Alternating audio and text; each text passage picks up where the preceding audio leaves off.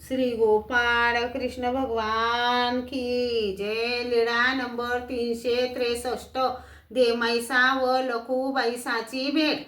देमाईसा व लखुबाईसा सर्वज्ञांच्या दर्शनाला येत होत्या, परंतु सर्वज्ञ कोठे राज्य करीत आहेत असे त्यांना माहीत नव्हते। शेंदूर नेला आल्या, पलीकडे भिक्षा केली, नदी काठी जेवण केले, अलीकडच्या काठावर झोपायला आल्या।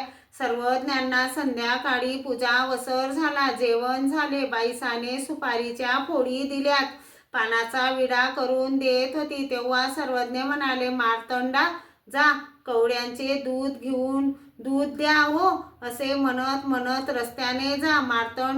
मार्तंड जी म्हणून निघाले, मनात म्हणू लागले, सर्वज्ञांचे जेवण तर झाले आणि आता दूध कशासाठी आणायला सांगितले असा विचार करीत करीत गेले। कवड्यांचे दूध द्या हो, असे मोठ्याने आवाजात म्हणत गेले, तेव्हा देमाईसा लखुबाईसा म्हणाली, लखुबाई, हा मार्तंडाच्या आवाजासारखा आवाज आहे म्हणून समोर आली।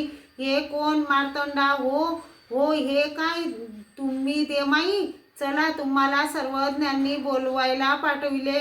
मार्तंड म्हणाले, असे आमचे सर्वज्ञ आपले ऐश्वर्य कळू देत नाहीत, बोलून आणा असे सरळ सरळ का म्हटले नाही? कवड्यांचे दूध द्या असे मोठ्या आवाजात का म्हणायला लावले? मग सर्वज्ञांजवळ आले, दंडोते घातली, श्रीचरणा लागले, नंतर सर्वज्ञांपुढे सर्व सांगितले। जी येथे आलो, पलीकडे भिक्षा केली, नदीवर जेवण केले, झोपण्यासाठी अलीकडे आलो, तेव्हा मार्तंड भेटला आणि आपल्या दर्शनाला आलो। श्री गोपाळ कृष्ण भगवान की जय।